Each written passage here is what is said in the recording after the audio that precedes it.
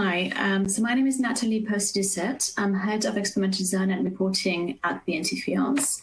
And in this presentation, I'm going to talk about the newly revised ARRIVE guidelines and how they support transparent, reliable, and reproducible animal research.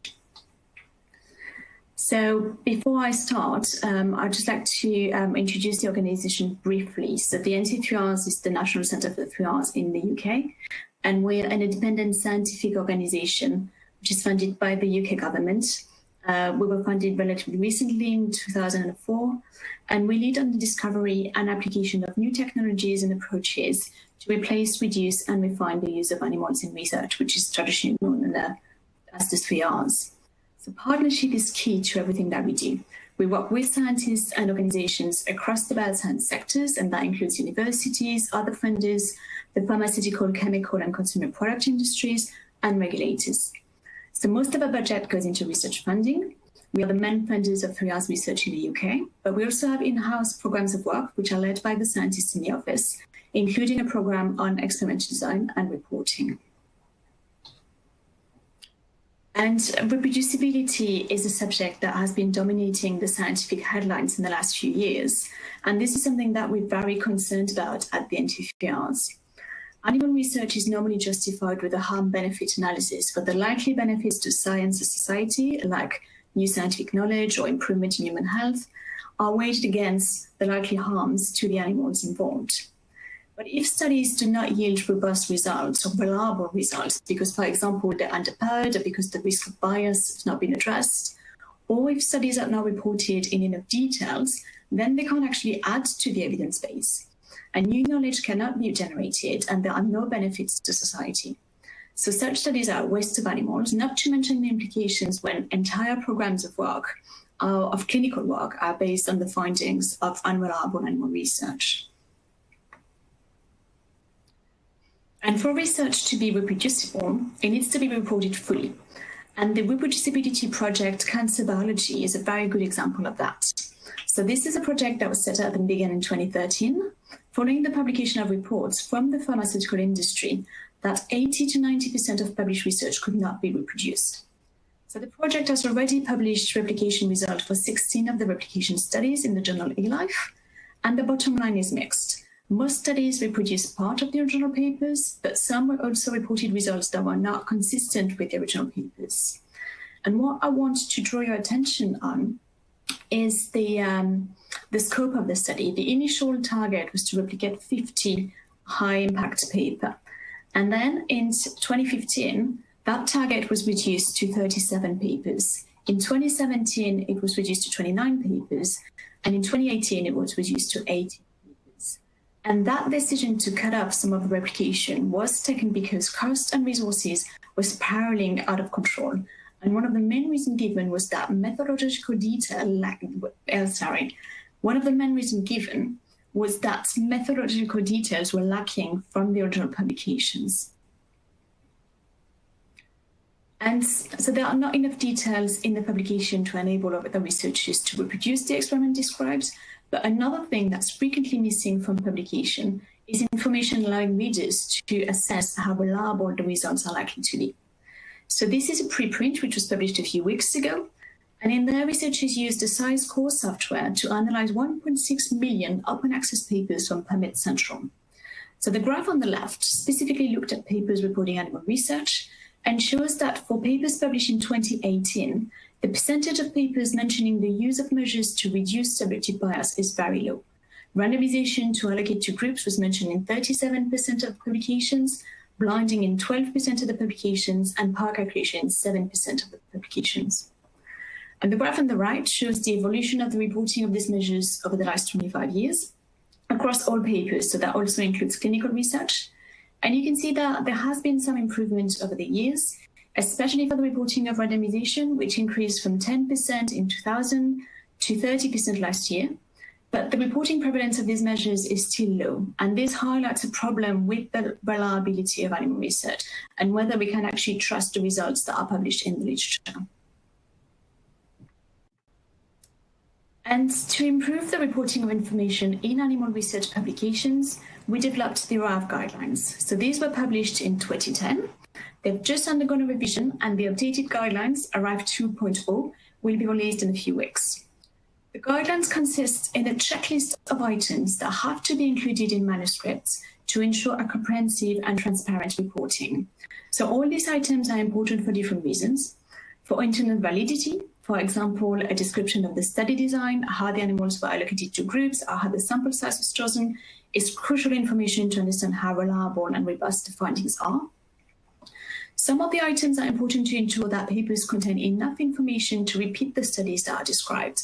So, for example, a description of the experimental procedures or the animal characteristics will actually enable other researchers to repeat the methods. And other items provide information about the context and the scientific relevance of the study. So, for example, the scientific background, the relevance to other species, or ethical approval. So these guidelines apply to all in vivo research, whether using a mammalian species or an invertebrate. It doesn't matter if the species used does not require ethical approval, because the guidelines are about rigorous science. So that applies to any experiment. And the guidelines are endorsed by many of the major stakeholders in scientific research. So over 1,000 journals recommend the guidelines and the instruction for others. And in the UK, all research councils and major biomedical research funders were early adopters. They made reporting publications in accordance with the right condition of funding, and they were also instrumental in getting the universities on board. So today, many funders recommend the guidelines, like the Wellcome Trust in the UK or the NIH in the US. Significant level of support from universities on both sides of the Atlantic as well. So for example, in the US, Stanford or Johns Hopkins recommend they use, and most universities in the UK have released a public statement of support. And there's also grassroots support from the researchers themselves. So over the past 3 years, we've actually had 40,000 requests for printed copies of the guidelines from 50 different countries. And the Arrive guidelines do not only help reporting of research, they also encourage better quality research. And this is a study which was published by Hanno Wilber and colleagues in 2016. And they conducted a survey of all in vivo researchers in Switzerland. They asked detail about the conduct of animal experiments, and they specifically asked about 7 measures that are used to reduce the risk of bias. So those are allocation concealment, blinding, randomisation, sample size calculation, inclusion and exclusion criteria, primary outcome, and a predefined statistical analysis plan. So they asked researchers whether they generally used these measures in their own research and whether they reported so in the latest publication. They also asked researchers whether they had heard about the Arrive guidelines, and 50% said that they had. And then they calculated an internal validity score for each participant based on these 7 criteria. And they found that researchers who knew about the Arrive guidelines scored higher. So there is an association between good practice in experimental conduct and reporting and the Arrive guidelines. And as we were preparing for the revision of the guidelines, we also gathered evidence from an international survey of in vivo researchers. So that survey had 2 objectives. First, to replicate the findings from the Swiss researchers and test whether knowledge of the Arrive guidelines was associated with more rigorous experimental conduct. And the second objective was to gather qualitative evidence on the use of the guidelines to inform the revision. So in terms of the relation between the guidelines and experimental conduct, we got 356 complete surveys back for this section. And this is just about the sample size that was needed to detect the effect size observed in a Swiss study with 90% power. 209 researchers had not heard about the Arrive guidelines or were not sure, and 147 researchers were aware of the guidelines. So we did detect a difference, and we found that knowledge of the Arrive guidelines is associated with more rigorous study design. The effect size corresponds to the use of half an extra measure to reduce the risk of bias. The main differences were seen in the exclusion criteria, predefined analysis plan, and the sample size calculation. And of course, this is a correlation, it's not causation, but that's good news, and that shows that there might be benefits of reporting guidelines such as Arrive beyond just improving transparency of reporting. And in terms of reasons for not reporting information covered in the guidelines, in this section of the survey, we asked about 13 pieces of information that are covered in the guidelines and that we knew were often not well reported or poorly understood. So we tried to gather qualitative data and assess what we could do to improve in the revision. So for example, we asked whether researchers reported measures to reduce bias or details about the experimental design, and crucially, if they did not report it, we asked why. So this is a very high-level summary. And this is also self-reported by the authors. So we know that that percentage of responders saying they explicitly reported information are not representative of the prevalence rate in the published papers, which is normally much lower. But what we were interested in was the reason for not reporting this information. So obviously it varied depending on which arrive item, but the main reason for not reporting was that the author did not think it was necessary. And what this shows is that the poor reporting is actually reflecting the perceptions and the attitudes of the scientific community rather than journal behavior.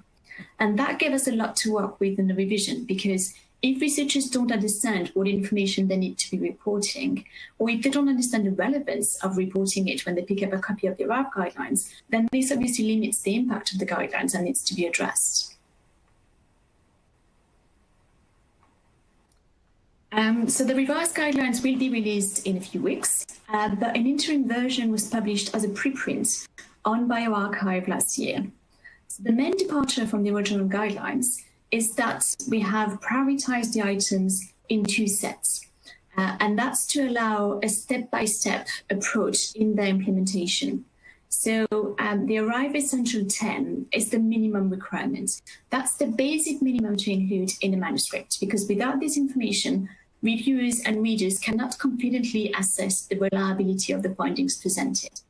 And we know that journals do not have capacity to check compliance with the entire Arrive guidelines, so we're proposing an expert consensus on the information to prioritize.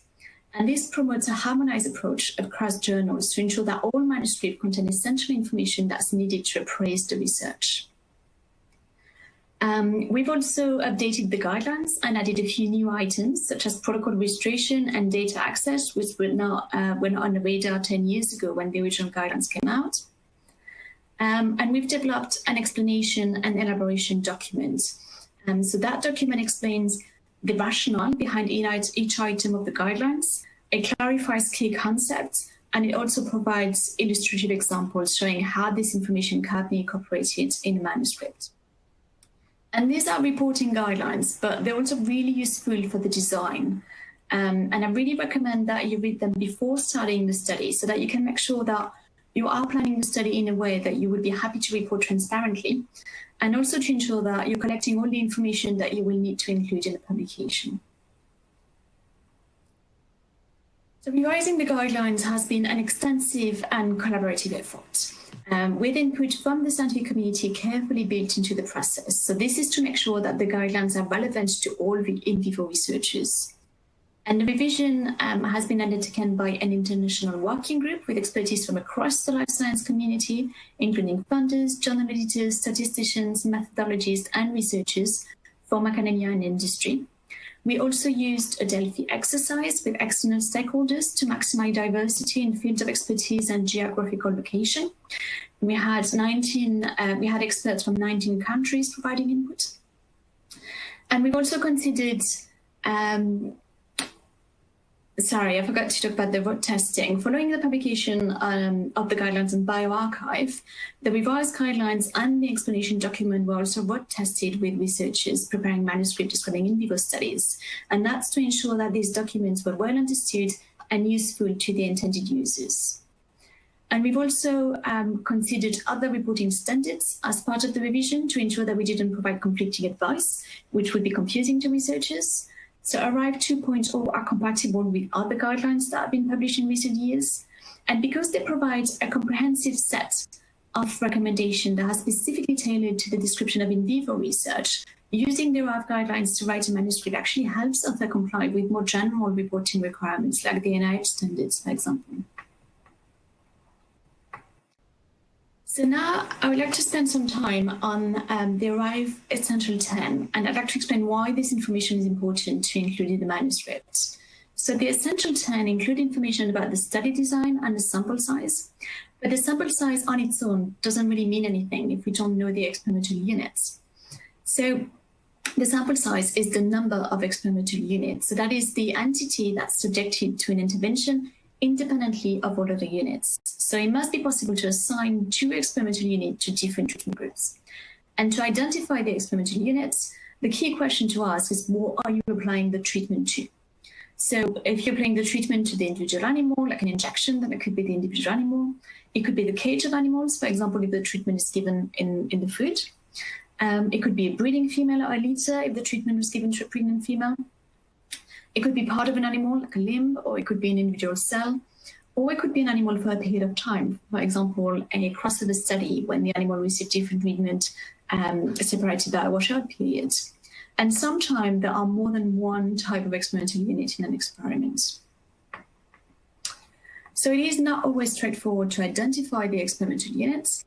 And when reading a paper, it can be impossible to know for sure what the N number relates to. So just to give you an example, this is an experimental in fish. So we've got 2 tanks with 10 fish per tank. The treatment is diluted in water. So a drug is added to one of the tanks and the vehicle is added to the other tank. And we can make measurements on each fish. So we've got 10 measurements per tank. So in this case, the experimental unit is the tank, and we have N = 1 per group, because the measurements on each fish are not independent, and they should be averaged at the tank level. The treatment was actually given to the tank. So being explicit about the experimental unit used is really important, because as a reader of a paper, you'd probably draw different conclusions if you're looking at data with N = 1 per group or N = 10 per group. And the guidelines also insist on sample size justification. And a lot of people are wondering why underpowered experiments are such a problem, because if the p-value is below the significance level, then that probably means that there was enough power to detect an effect. Unfortunately, it's not that simple, and I'm going to try to explain why. So the main parameters that are used in the power calculation are the effect size. That's the minimum difference you want the experiment to be able to detect, which is normally based on what would be biologically or clinically relevant.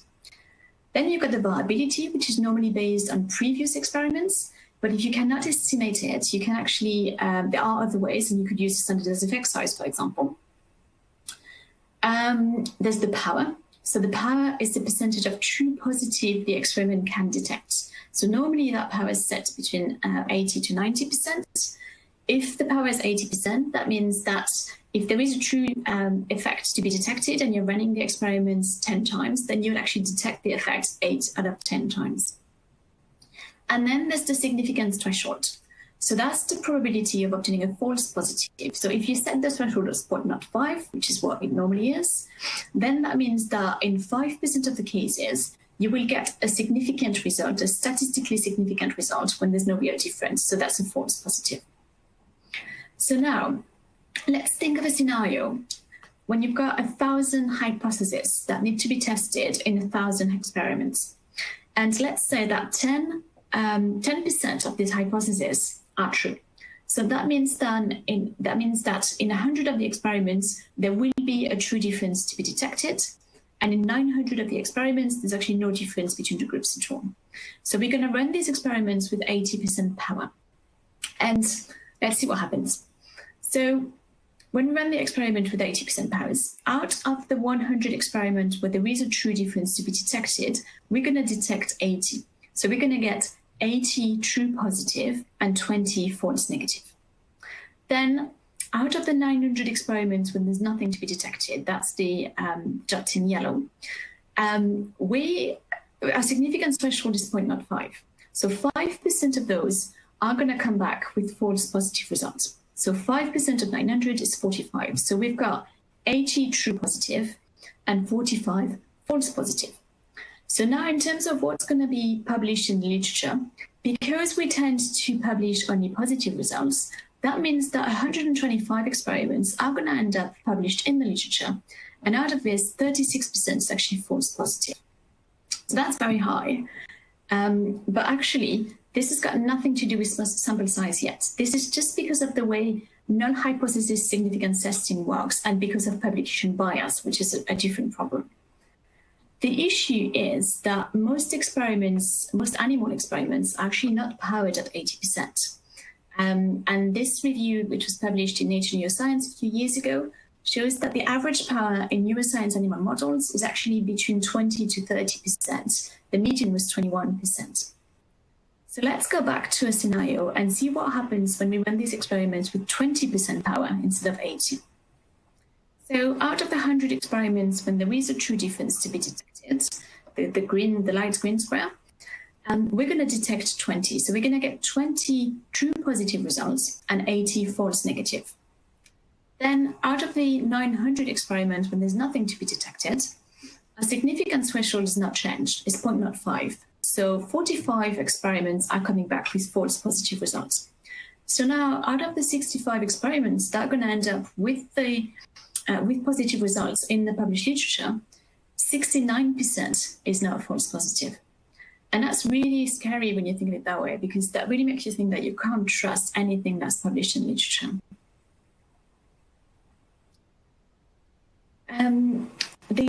Another item included in the Essential 10 is the inclusion and exclusion criteria. And those are really crucial information to include in a paper. And Scott and colleagues provide a very good case for it in the analysis of a common model of ALS in mice. So this is a model that has shown very poor clinical translation. Many treatments that were published to work in mice do not actually show efficacy in humans. And the researchers analyzed the historical database of animals that had been used as controls in efficacy studies to investigate the reason for the discrepancy between results in mice and humans. So the data set was quite noisy, there's lots of variation between animals, and they used computer modeling to explore this variation and identify what variables caused it. So they sampled animals at random and assigned them to groups. So by chance, they obtained differences in survival time between the groups, even though none of the animals had received any treatment. And this graph shows that the frequency at which group differences were seen depends on the sample size. So the smaller the sample size, the higher the chances of seeing differences between the groups.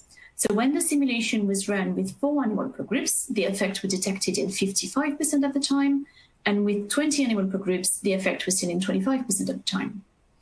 But when appropriate exclusion criteria were applied, this frequency reduced drastically. So when they excluded animals that died from non-ALS causes, and then they also excluded animals that did not contain enough copies of the transgene, then at n equal 4, the frequency of apparent effect was reduced from 55 to 35%, and n equal 20, it was reduced to less than 5%. So it's actually very likely that the published study that had reported that the treatment worked in mice actually detected noise rather than the actual effect of a drug. The guidelines also insist on randomization and the method used to randomize.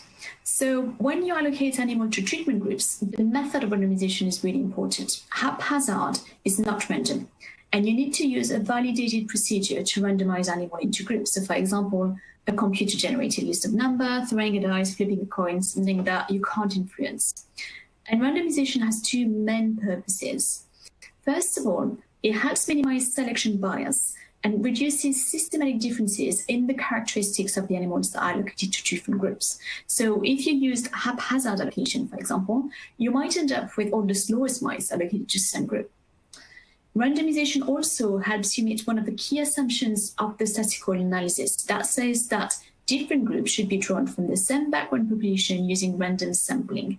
So if you've not randomized animals into groups, then actually you shouldn't be running a statistical analysis on data. And this demonstrates the difference between haphazard and random. So this was an internet survey. Participant was simply asked to pick a number between 1 and 20. And we had 347 responses. And what this graph shows is the human responses compared to responses that a computer would give. And as you see on the graph, the white bars are the computer. And the white bars really oscillate around the 5% line, which makes sense. There was 20 chances, so 1 in 20 chances of picking each number, that's 5%. And the computer will actually oscillate around that. But if you look at the human responses now, it looks like the most random numbers were 17 and 7. 17 was picked in nearly 20% of the time, and 7 was picked in over 10% of the time. And clearly that's not random. That's because of, culture and psychology and, 7 and 17 is our prime number. I mean, it doesn't matter what the actual reason is. The bottom line is humans can't do random. So randomization needs to be done with a validated method that cannot be influenced by human judgment. And we can see the impact of randomization in the published literature. So these data are from Malcolm McLeod's group in Edinburgh, and these are findings from a systematic review which looked at the efficacy of intervention in vivo model of multiple sclerosis. So they combined the results of 126 studies looking at 36 different drugs, and they compared studies that were randomized to studies that did not mention anything about randomization. And they found that in the studies which mentioned randomization in that publication, the drug improved the symptoms by about 20%. But in studies that were not randomized, which did not mention anything about randomization, the effect size was 40%. So that means that the effect size was actually twice as big in the studies that were not randomized, and in all likelihood, it was completely overestimated. Blinding is also a very important item in the Arrive Essential 10. And I'm just going to show you this very interesting experiment, which was carried out in the 60s by Rosenthal and Flawed. And this experiment involved 12 students, 2 different populations of rats. There was a population of maize bright rats that had been bred of a many generation to perform well in maize-type assays, and a population of maize dull rats, which had been bred of a many generation to perform poorly in that type of assays. The assay was a simple elevated T-mass with 2 arms, a white arm and a dark arm. The dark arm was reinforced, so during the training phases, the rats would get a food reward when they got to the dark arm. And then the assay was run over 5 days, and the number of correct responses was assessed. So as you can see on the green line, the bright rats started off better than the dull rats, and they actually improved further during the course of the experiment. And the issue is that this experiment was actually not done on the rats. It was done on the students. And the rats had been labeled bright or dull randomly in the morning of the experiment. So the only difference between those 2 populations of rats and the difference that's shown on the graph is actually in the minds and the expectation of the investigators. The students actually reported that they liked working with the bright rats better. They were nicer to work with, they were tamer. One student even got bitten by the dull rats. And that's what makes that difference in the graph. Like, it's got nothing to do with the rats actually being different as the starting point, but everything to do with the expectation of the students towards the rat during that experiment and the behavior of the students toward the rat during the experiment. And that's why blinding is so important. And we also can see the impact of blinding in the published literature. So this is the same systematic review that I showed earlier on the effect of a drug in animal model of multiple sclerosis. And this graph here shows the difference between studies which reported that the assessors were blinded or were not aware of the treatment allocation when assessing the results, to studies which did not mention anything about blinding. And again, there was a difference in effect size. So the studies which did not mention anything about blinding reported a 40% effect size, but the effect size was only 30% in the studies that had been blinded. So again, studies that were not blinded overestimated the treatment efficacy. So the new Arrive guidelines, as I said, will be launched in a few weeks, and they will come with a brand new website. So right now, the link that's on the slide will take you to the Arrive page on the NCHR's website, but we are preparing this new website dedicated to the Arrive guidelines, which will launch when the guidelines are published. And as with the current website, this will include many freely available resources. So for example, a fillable Arrive checklist. So those are used to indicate in which section of the manuscript the relevant information can be found. And some journals request this checklist as supplementary information. So we will make these available for the Essential 10 and for both sets in the Arrive guidelines so that journals can tailor the requirements. We'll also include translations. The original guidelines are available in 8 different languages, and that's particularly helpful for organizations in non-English speaking countries to disseminate the guidelines to researchers. We're currently working on the translation for Arrive 2.0. And the website will also include explanation and examples for each item. And then over the next few months, we'll add new resources. And that includes an operationalized checklist to assess the manuscript compliance with the Essential 10. So that is something that could be really useful to editors and journal staff. And to finish, I just wanted to mention other resources that we've developed to support scientists quickly. So they're all available freely from the NCCR's website.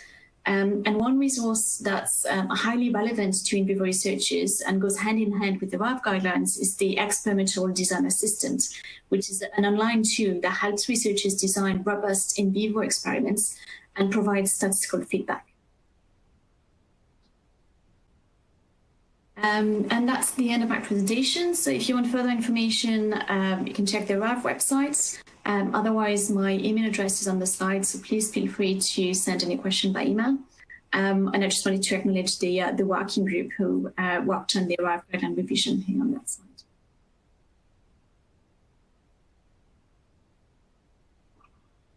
Okay, great job. So that is a wrap pretty much from here. I'll just do some quick editing on the front and back ends, and then I'll also be sure to reach out to you about the slide timings for slide 19 with the animations there. And then I can send you a final preview link for you to take a look before the event goes live next week. There's a slide when I mumbled a little. Well, I can't remember which one that was. Are you able to get that out? Let me see. It was towards the beginning, correct? Yeah, I can't remember. I think I might have. Yeah. Let me make a quick note. I do remember there's one when I just forgot a point. Find it. That slide. It was on that one. Slide 13. 13. Yeah.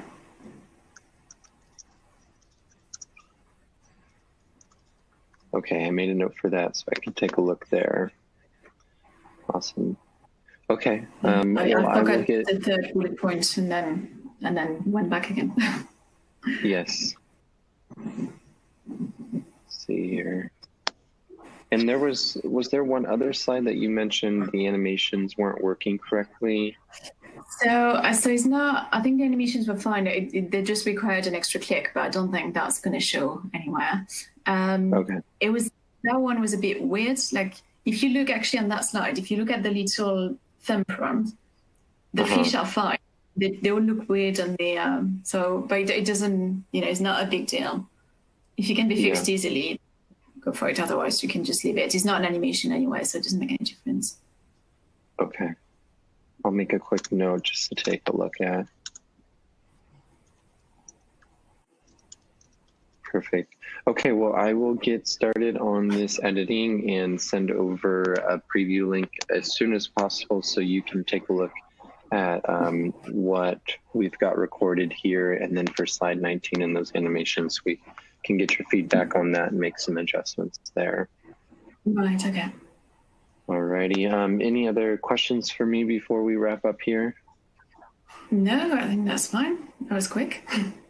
Yes, no, timing was great as well, so that was awesome. But if any other questions do come up, please let me know. If not, I will be reaching out to you shortly. Okay, brilliant. Thank you very much. Thank you. Have a good rest of your day. And you. Thank you. Bye. Thank you. Bye-bye.